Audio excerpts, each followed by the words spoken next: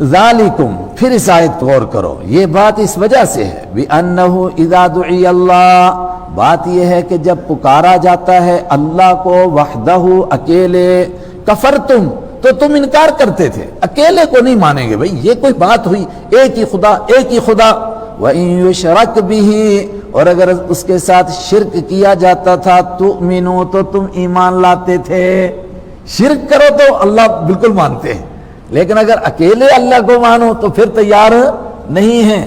اور دنیا بھر کے جتنے مذہب کے لوگ ہیں سب یہی کہتے ہیں، ایک ایک کے پاس چلے جائیے، آپ ان سے پوچھئے اللہ اکیلے مالک کو مانتے ہو، کہتے ہیں بالکل اکیلا، اس کا کوئی شریک ہے بالکل نہیں، اس کی کوئی رنگ روپ ہے کوئی کچھ نہیں، تو پھر یہ فوٹو کس لیے آگے رکھے ہوئے ہیں؟ کہتے دیکھو ایک بڑی طاقت ہے، اس کے پاس تھوڑے ہم جا سکتے ہیں اسی طرح۔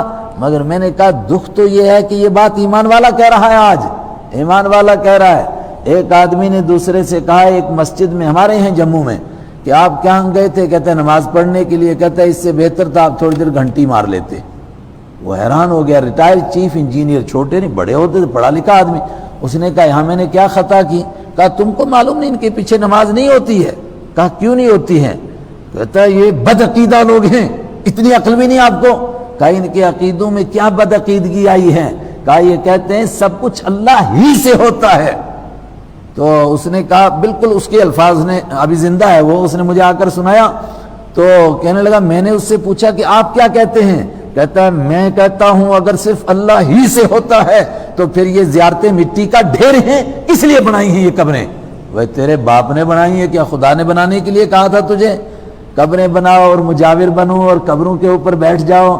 اگر کوئی سب سے بڑا ولی ہوتا تو اللہ کے نبی کے بعد ابو بکر ولی ہوتے نا، تو ابو بکر کی قبر کے اوپر کون بیٹھا؟ کتنے بکرے چڑھے وہاں پر؟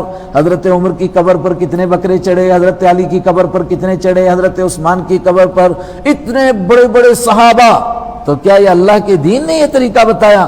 یہ اس طبقے نے نکالا جو مندر کو چھوڑ کر آیا، مگر ان کو وہاں یاد آ رہی تھی مسجد میں آ کر چڑھاوے کی، انہوں نے وہ ڈپارٹمنٹ یہاں شروع کر دیا۔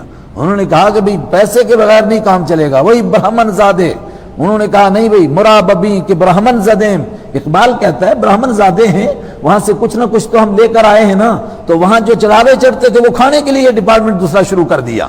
اب بالکل یہ الفاظ میں نے نقل کیے ایک مولوی صاحب کے، ابھی جس نے مجھ کو سنایا وہ بھی زندہ ہے، وہ کتاب لینے گیا تھا ان کے پاس تو وہ ٹال رہا تھا اس کو، تو اس نے کہا اچھا آپ نماز پڑھنے جا رہے ہو واپس مجھے آنا۔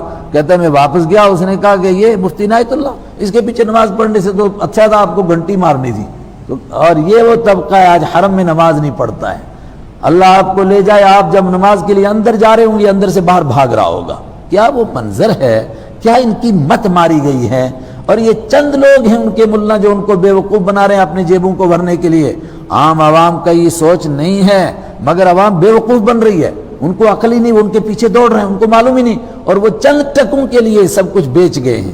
ذالکم، تم سے کہتا ہوں یہ بات اس وجہ سے ہے، بِأَنَّهُ إِذَا دُعِيَ اللَّهُ، بات یہ ہے کہ جب پکارا جاتا تھا اللہ کو وحدہ اکیلے، کفرتم، تو تم کفر کرتے تھے، وَإِن يُشْرَكْ بِهِ، اور اگر شرک کیا جاتا تھا اللہ کے ساتھ تُؤْمِنُوا، تو تم ایمان لاتے تھے۔ بھئی شرک کے ساتھ ایمان کیا بچ گیا؟ یہی بات کہ اللہ بھی ہے مگر ساتھ میں غیر اللہ بھی ہے۔ فَالْحُكْمُ لِلَّهِ، اب تو حکم صرف اللہ کا چلے گا۔ اب تم اللہ کے ساتھ شریک ٹھہراتے رہے، متا کہ مشرک لات کو، عزا کو، حبل کو، اب کرو ان سے مانگو، ان سے بولو یہاں سے نکالو ہمیں جہنم سے، اب کوئی نہیں نکال سکتا ہے۔ فالحکم، تو آج فیصلہ ہے للہ، اللہ ہی کے لیے، العلی جو بلند ہے، الکبیری جو بہت بڑا ہے، وہ اللہ ہی فیصلہ کرے گا، اسی کا فیصلہ یہاں چلے گا۔